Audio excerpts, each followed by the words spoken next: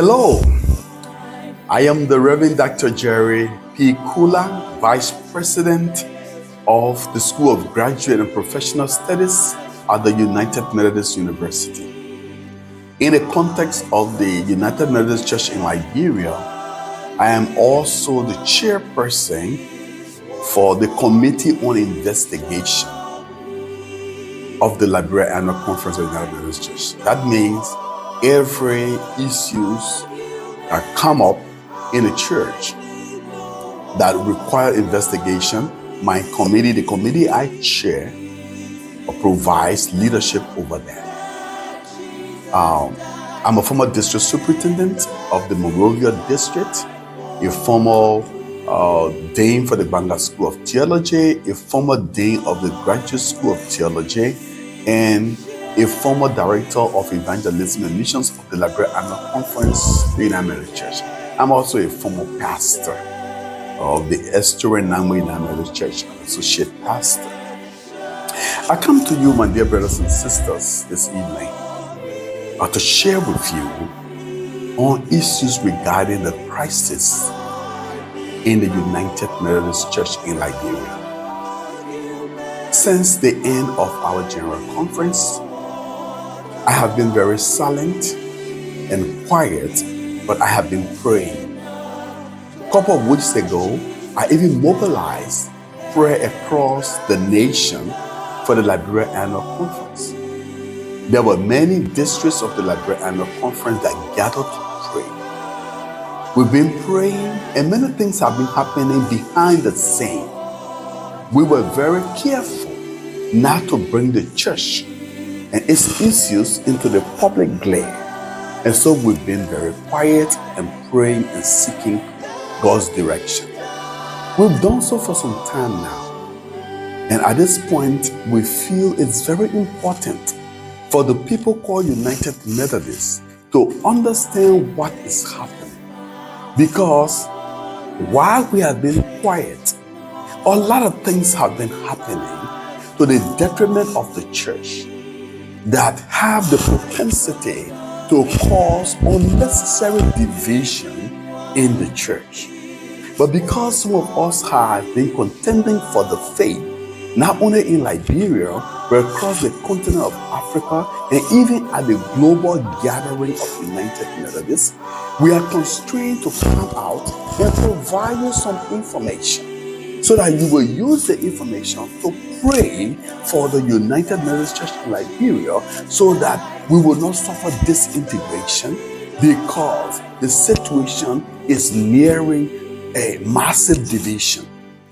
And we want to solicit your prayer, but it's also important for you to understand what is happening. And that's the reason why I'm breaking silence to be able to share with you. I want you to also know that I am the chair or the head of delegation of the Liberia Annual Conference of the United Methodist Church to the recent general conference that took place in Charlotte, North Carolina from the 23rd of April to the 3rd of May. Since we went to that conference and came back, there has been lots of expectations on the part of United Methodists across Liberia.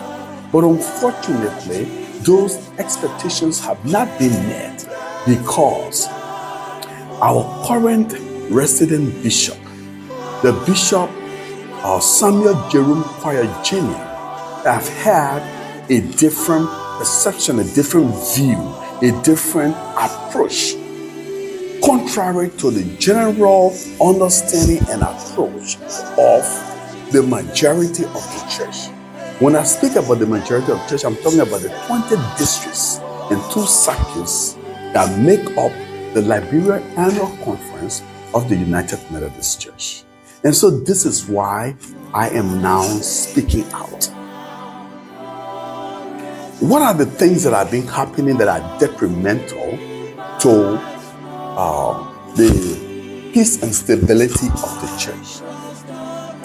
We returned from the general conference, and prior to going to the general conference, we have had our 191st annual section that was held in Buchanan Grand Bassa County from the 13th of February to the 18th of February 2024. At that conference, lots of issues came up, including the Way Forward Committee, and that's the Way Forward Committee report that was presented and discussed. And it had to do with all of the vices that are taking place in the worldwide UMC that makes the church spiritually unhealthy. And so the Liberia Annual Conference did a survey, and the survey result was reported. And the conference was supposed to vote on the result. But our resident bishop, Bishop Samuel Jerry Choir, pleaded with the conference and asked us to hold on the vote until the delegate goes to the general conference and return. When the delegate returns, based upon what happened at the general conference, plus the report from the Way Forward Committee, we will look at everything and then take a vote at a special section. Following the end of the annual conference, the bishop and his cabinet met on the 22nd of February and decided on when the special call session will happen when the team returns from the general conference. And they decided on the 16th and 17th of July 2024 for the special call session. We went to the general conference, and many things happened there that you will receive the report about. But since we came, the bishop has refused to call the special section of the annual conference. And everyone has been waiting and asking, Bishop, when will you call the section? And the bishop has vehemently said he would not call the section. And he had not given explicit information to the annual conference on why he's not calling the special section that was agreed upon. According to the bishop, it is at his discretion to call the special section. According to our book of discipline, the bishop has the discretionary power to call a special section from the end of the annual conference to when the next annual conference will happen. Between that time, if anything comes up, the bishop has the right to decide that he wants to call a special session along with his cabinet. However, this instance is different. We have an issue on hand to vote on. And besides that, we're going to a general conference whose delegates were predominantly liberal and progressive. And we knew that many things will happen there that are contrary to what we have always stood for, the evangelical position we've always stood for. And so we told the bishop we needed to take some decision. In fact, we had a mandate from the conference to go to the general conference. We went with that mandate that as we go to the general conference, we should vote against any attempt to legalize same-sex marriage. We should vote against any attempt to remove from the book of discipline the statement that says homosexuality is incompatible with Christian living. We should also vote against any attempt to change the definition of marriage. We went to the general conference, and the predominantly progressive and liberal delegates voted into law all of these practices. And since we came back, we needed to have a special call session to decide the position of the Liberia Annual Conference. And the bishop has refused. Now in the Liberia Annual Conference, we have the laity, but we also have the clergy. And the clergy is headed by the Board of Dean Ministry. And the Board of Dean Ministry members are elected. The head is elected to lead. And everyone is elected for 4 years. We call that quadrennium. Because of the COVID, we have not had general conference. So there was the first general conference. So at our next annual conference in February, that is when new officers will be elected. But here, what has happened since we came? When the bishop refused to call the special session, the Board of the Ministry chairperson went to him along with the team of the members of the Board of the Ministry and pleaded with the bishop to listen to the church and call the special section. The bishop got angry and he went ahead and started carrying out illegal suspension.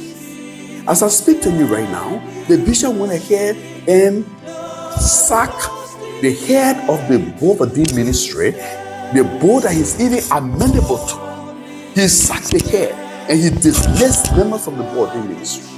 And then he went and created his own, appointed his own board of the ministry and put on clergy members there who are in agreement with him that he should not call a special section.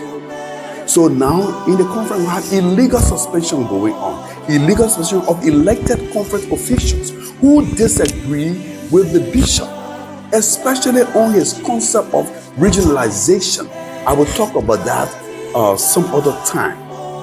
So he's suspending people. In fact, the secretary of the conference, he suspended him from the United States University. The chairperson of the board, the ministry, did not only sack him from the board and change the board, he also suspended him from the graduate school where he had been serving as dean of the school of the graduate school of theology. Another thing the bishop has done is disallowing United Methodists from using the UMC compound for open worship. We mobilize everyone to gather for us to pray that God will bring peace and sanity to the United Methodist Church in Liberia, since we are one of the founding members of Christianity on the soil of Liberia. The bishop closed the gate and said no one should come to pray. And those who are gathering to pray in the Grand Bassa district, he instructed the district superintendent to close the church gate, that the people should not go in to pray. So we don't know what's going on with our bishop. We think it is now time to inform the people called United Methodists so that we can all engage the process, because some force, some influence is upon our bishop that is contradicting everything our bishop has stood for, the evangelical stance our bishop has stood for. A third thing that the bishop is doing is that he's suppressing the voice of the United Methodists by refusing to call a special section of the conference that we all agree upon.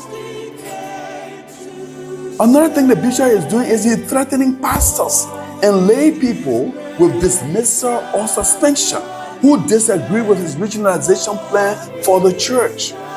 An agenda that promotes same-sex marriage and other practices inconsistent with scripture. I will give you more detail later. The bishop is also asking members to leave the UMC who disagree with his agenda.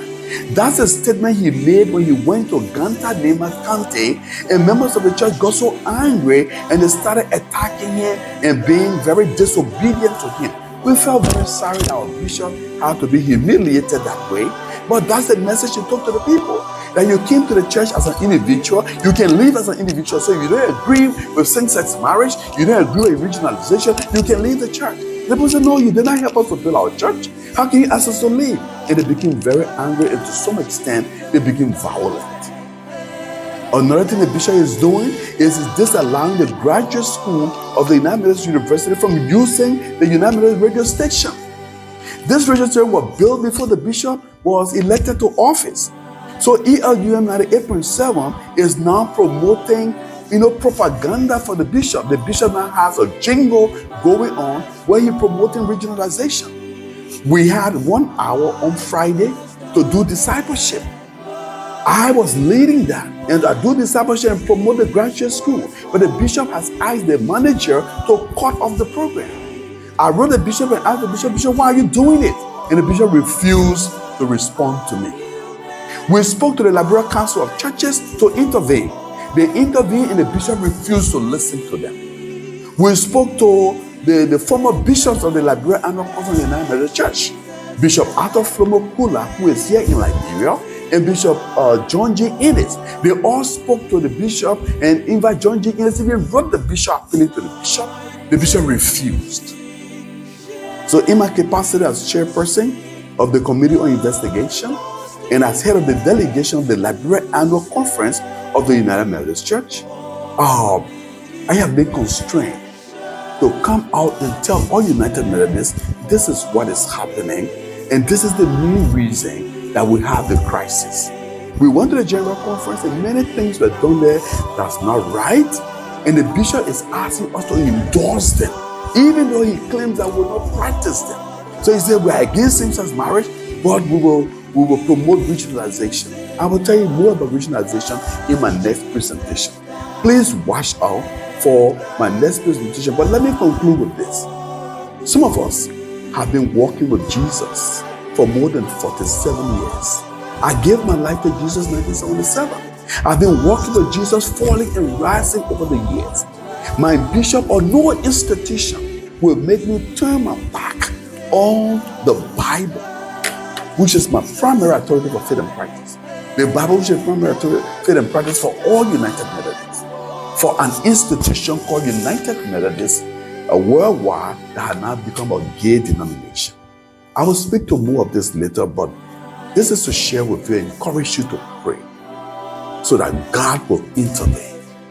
Watch out for my next episode on the future of the United Methodist Church in Liberia. Thank you.